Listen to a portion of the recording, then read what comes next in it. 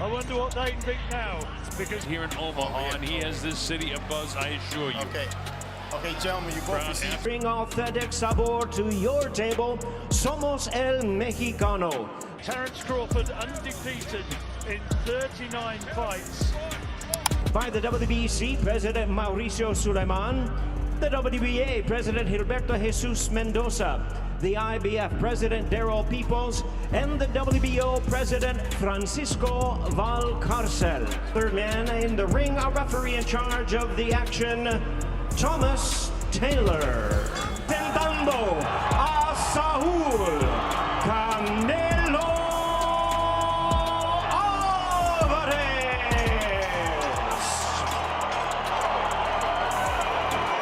Once again, a referee in charge, Thomas Taylor, now to give instructions. See him lay on that left side. Punching between punches and a flush. With another look at it right here. Terence following him out. Fundamentally. Coming out. All that centering on the relationship of training. Terence Crawford. The right hand. Change the trajectory on it. Right hook. Uppercut sends him back. Another left hand and a knockdown score. Right. Canelo will have to cut off the ring. He takes a left hand and then comes in and shoved around. The punches. Free up your hands. Setting traps for him. That was the signature punch of that second round. Round 3. Canelo.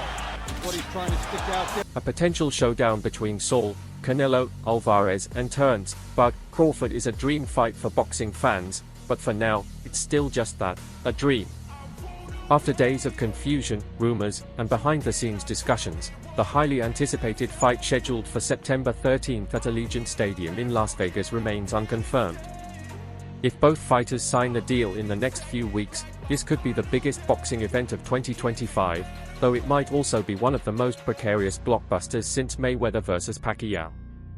Here's the latest update, along with 5 major concerns circulating among fans and insiders. But first, please take a moment to like this video and subscribe. 98% of you watch without subscribing, and your support really helps. Ready? Let's dive in. Before Canelo Alvarez even thinks about Crawford and that September fight, he has a serious challenge ahead, a scheduled May matchup against undefeated IBF super middleweight champion William Skull. On the surface, this looks like a typical tune-up for Canelo's Cinco de Mayo event, but there's much more at stake behind the scenes. Skull may not be widely known outside hardcore boxing circles, but he's not an easy opponent. The Cuban-born German fighter recently secured a hard-earned victory over Vladimir Shishkin and holds the IBF title that Canelo vacated in pursuit of bigger, more lucrative fights, specifically with Edgar Berlanga. Skull isn't just hungry, he's also validated, active, and riding high on momentum. Throw in the added incentive of facing a star like Canelo, and this fight goes from a routine bout to a dangerous, high-stakes contest. Now, here's where things get tricky. Canelo needs to reclaim that IBF title. Doing so would restore his undisputed status at 168 pounds, adding even more significance to the Crawford fight. But boxing often doesn't go as planned. If the Skull fight turns into a drawn-out battle, if there's an injury, a cut, or a controversial decision, it could jeopardize everything lined up for September. Canelo is no longer at the start of his career, and at this stage, any grueling fight can take a toll, one that recovery time may not fully erase. There's also the political aspect to consider. Skull is a mandatory challenger, and sanctioning bodies don't tolerate shortcuts from their champions. If Canelo underperforms or suffers any damage in May, it could derail negotiations with Crawford, lead to delays, or cause the entire fight to fall apart.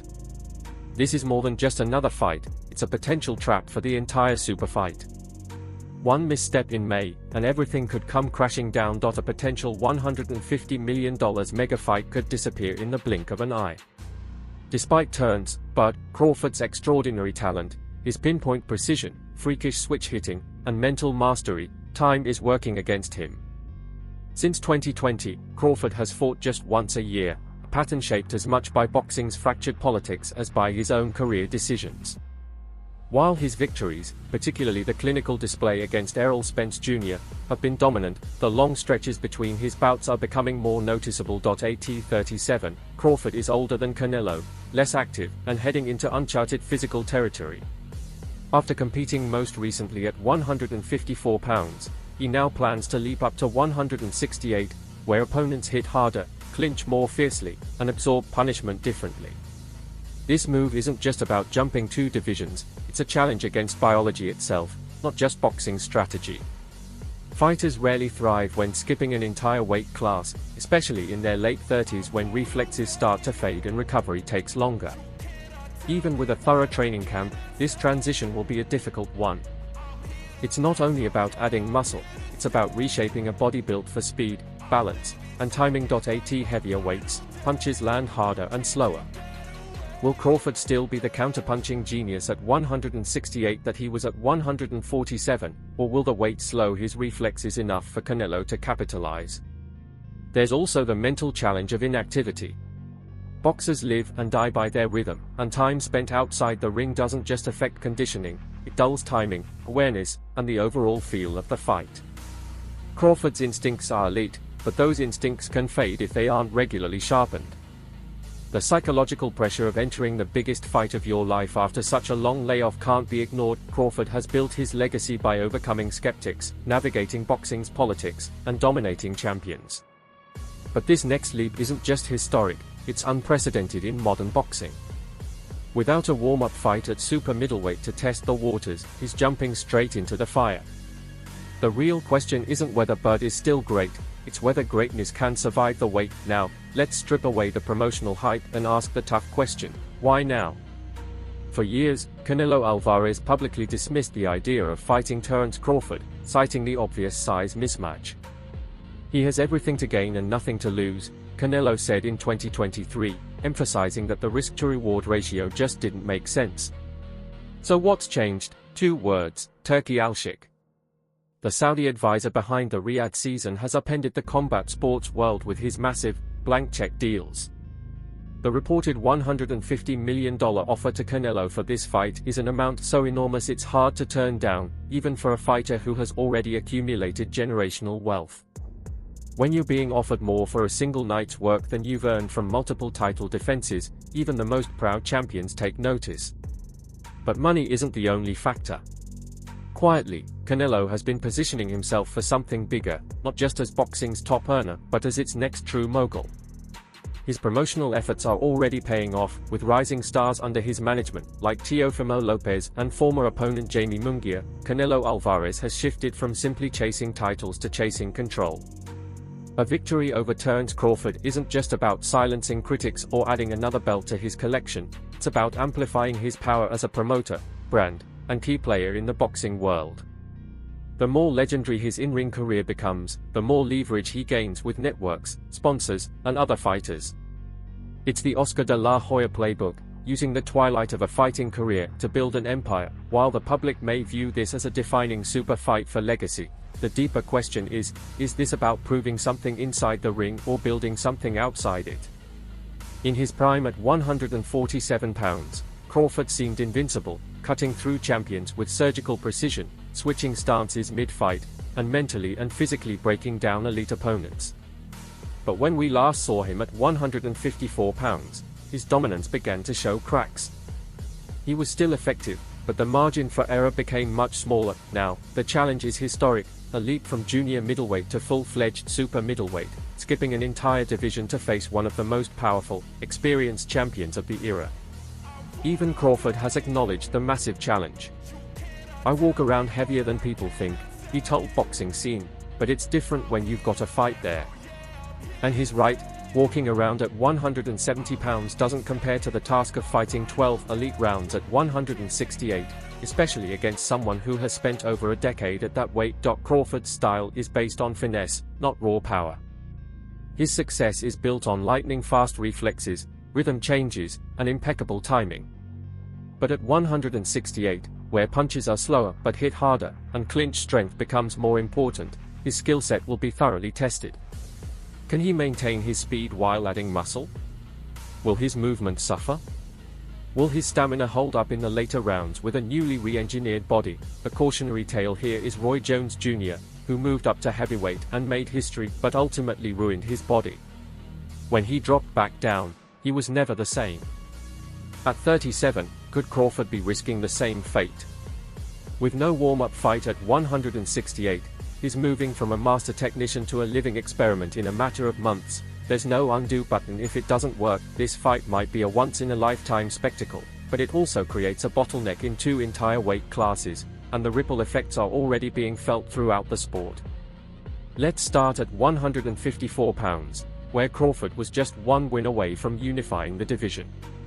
A bout with WBC and WBO champion Sebastian Fundora was on the table, followed by a potential winter showdown with Bakram Murtazaliev. This could have made Crawford the first fighter in the 4-belt era to become undisputed in 3 different divisions. But now, with the Canelo fight looming, that path is on hold, and may never happen if the fight consumes the remainder of Crawford's 2025.at 168 pounds. The situation is even more complicated. Canelo's path was already crowded before Crawford entered the fray. David Benavidez, perhaps the most avoided fighter in the division, has been calling for a shot at Canelo for years. Up-and-coming stars like Diego Pacheco and Christian Billy are knocking on the door, while mandatory challengers like William Skull, whom Canelo is set to face in May, are in line. The arrival of Crawford only makes an already congested division even more chaotic. The stakes skyrocket at 175 pounds if Dimitri Bivol defeats Artur Beterbiev in their February rematch for light heavyweight supremacy. A historic rematch with Canelo for undisputed status could be next, but only if Canelo can get past Crawford unscathed. Here's the issue: if anything delays or derails the Canelo-Crawford fight, whether it's an injury, contract dispute, or the usual unpredictability of boxing, 2 divisions and a slew of contenders are left waiting. They could be forced to wait months, or even a year, before the landscape finally resets. It's a classic boxing paradox: to create one legendary moment, you may need to freeze the rest of the sport. This is where business and boxing collide head-on. According to multiple insiders, when the idea of Canelo vs Crawford first started circulating behind closed doors, Alvarez's team allegedly floated a $150 million price tag, not as a starting point, but as a deterrent. It was a financial barrier, a polite way of saying, this fight isn't happening.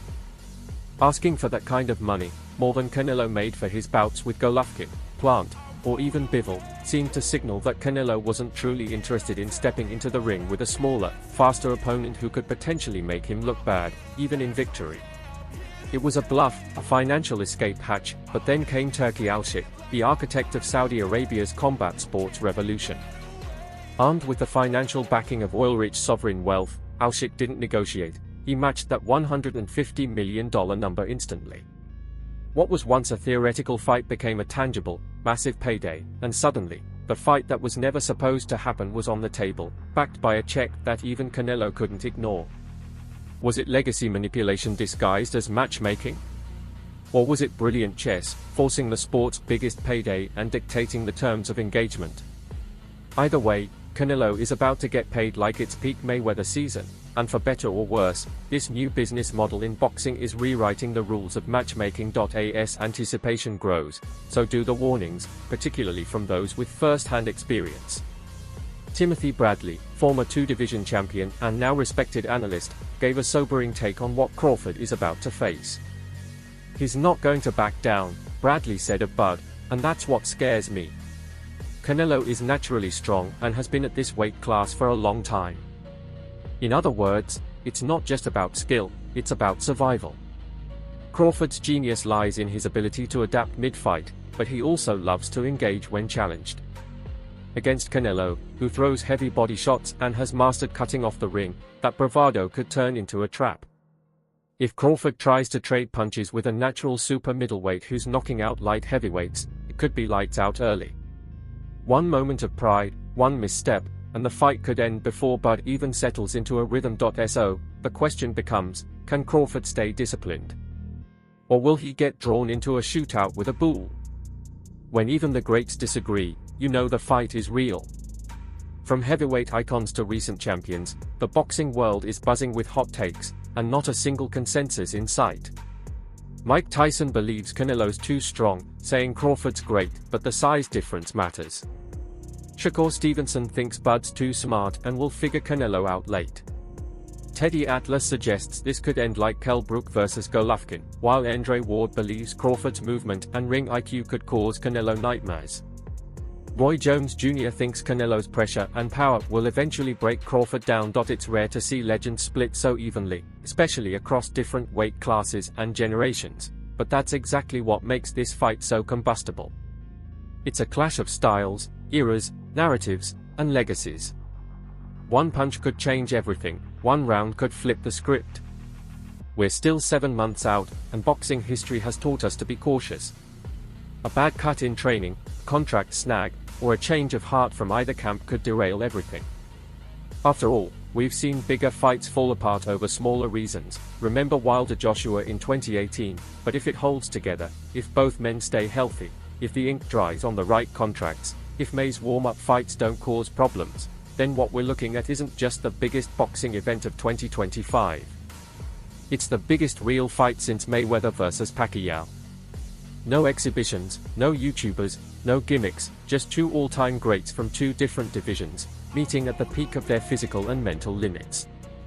It's greatness chasing greatness, and moments like this don't come around often. So now, it's your turn.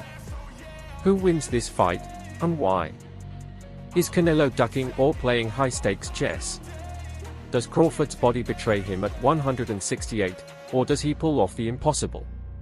Drop your predictions below and circle September 13th on your calendar, because if this one lands, history won't just be made. It'll be rewritten. If you enjoyed this breakdown, don't forget to like this video, subscribe to Boxing Is Here for the latest updates, fight breakdowns, and expert analysis, and turn on notifications so you never miss an upload.